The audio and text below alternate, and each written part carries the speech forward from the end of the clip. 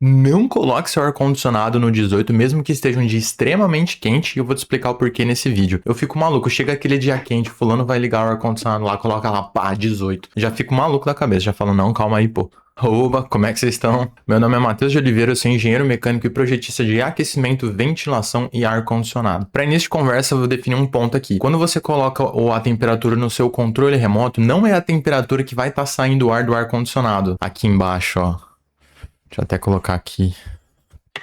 Ó, não é a temperatura que vai estar saindo nessa parte de baixo aqui do ar-condicionado. É a temperatura da sala que você quer que fique. É a temperatura que você deseja que o ambiente climatizado esteja quando você coloca ali no ar-condicionado. Independente da temperatura que você coloque no controle, se tiver 22, 23, 18 graus, vai estar saindo a mesma temperatura aqui na saída. Ele vai puxar esse ar por cima, que o ar da sala aqui vai estar mais quente, e vai jogar por baixo aqui nessa saída nas aletas aqui de ar. Ela vai passar pela serpentina que tem aqui dentro e vai soltar o ar aqui por baixo, devolvendo o mesmo ar para a sala, só que refrigerado. E a temperatura aqui embaixo geralmente é entre 12 e 13 graus nessas temperaturas, tá bom? Independente se você colocou no 18, no 22 ou no 23. Então, para reduzir a temperatura que vai estar nesse ambiente, ela vai fazer isso gradualmente. Ela vai estar succionando o ar da sala aqui por cima, onde tem os filtros geralmente. Importante manter a manutenção dos filtros em dia também, deixar eles sempre limpos para não atrapalhar esse processo. E vai jogar gradualmente esse ar aqui por baixo e ele vai refrigerando aos poucos. Então, ele vai succionar um pouco do ar por cima, vai refrigerar um pouco desse ar por baixo, vai succionar por cima e jogar um pouco por baixo refrigerado. Então isso acontece gradualmente, mais ou menos ali 1 hora para chegar na temperatura dos 22, 23 graus ali. Então vai fazer isso sempre gradualmente. A única diferença entre você colocar no 22 e no 18 é que não vai gelar mais rápido, só que vai forçar mais o compressor lá fora, né? O compressor da condensadora, essa aqui é a evaporadora, que faz a troca térmica dentro do ambiente, e a condensadora faz a troca térmica fora do ambiente. Ela tem um compressor que vai ficar circulando essa linha de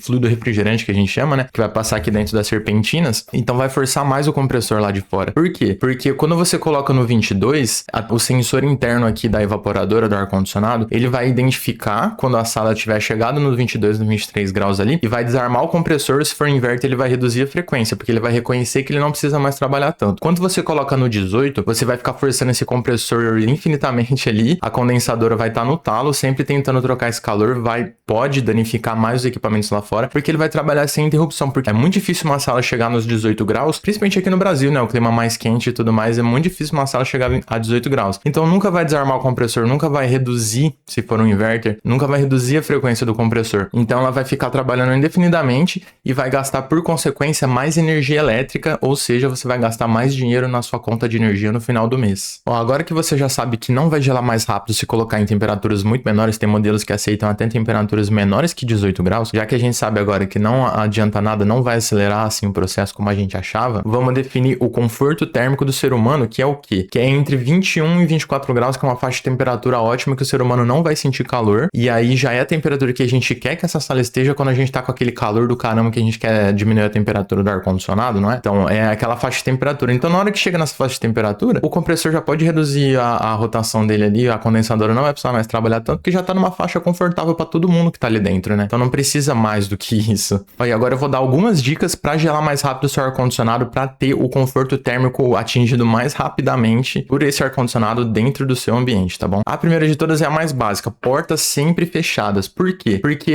assim como eu expliquei, o ciclo de refrigeração da parte interna aqui, que é a evaporadora, ele vai estar puxando o ar ambiente na parte de cima e vai jogar pela parte de baixo. Então, se você fecha a porta, você faz esse ciclo mais rápido, você tem um menor volume de ar ali para a evaporadora trabalhar, e ela vai estar succionando esse ar por cima, e aí gradativamente esse ar por cima ele vai estar mais refrigerado, conforme vai jogando por baixo o ar aqui da evaporadora. Então, quando você tá com a porta fechada, ele vai fazer esse ciclo mais rápido e não vai pegar o ar de fora também, porque se você deixar a porta aberta, ele vai ficar pegando o ar de dentro e o ar de fora ao mesmo tempo, e a mistura desses ares vai deixar sempre a temperatura do ambiente que você quer refrigerar mais quente do que deveria. Então, você tá misturando o ar de dentro e o ar de fora da sala, sendo que você só quer refrigerar o ar de dentro. Então, quando você fecha a porta, você limita esse fluxo e você já faz a evaporadora trabalhar com mais eficiência, ou seja, seu ar-condicionado vai gelar mais rápido. Com isso, a gente já nota que o ar-condicionado ele não consegue pegar o ar de fora. Então, principalmente para ambientes públicos, você precisa de um dispositivo que faça a renovação de ar interna ali. A própria Anvisa, ela tem na resolução 9 de janeiro de 2003, ou seja, faz muito tempo que a Anvisa já fala isso, que você precisa de um dispositivo para ambientes públicos que injete ar externo dentro dessa sala, porque o split por si só ele não consegue pegar ar externo. Isso evita uma alta concentração de gás carbônico dentro do ambiente, que pode gerar sonolência e dor de cabeça para quem está ali trabalhando, né, em ambientes comerciais. E também você reduz as impurezas ali, você faz uma renovação de ar ali, e se tiver partícula suspensa ali que pode causar doenças, que pode prejudicar o ser humano ali dentro, você consegue tirar isso, você consegue reduzir drasticamente se você fizer um projetinho de renovação de ar para essa sala. A outra dica é a que eu já comentei, coloque seu ar-condicionado no controle ali, 22, 23 graus no máximo, não precisa colocar menos que isso e não precisa colocar mais que isso, porque já vai atingir rapidamente a temperatura de conforto térmico do ser humano, né, que eu comentei atrás ali no vídeo, e você não vai forçar o compressor, e aí dessa forma você não vai gastar tanta energia assim,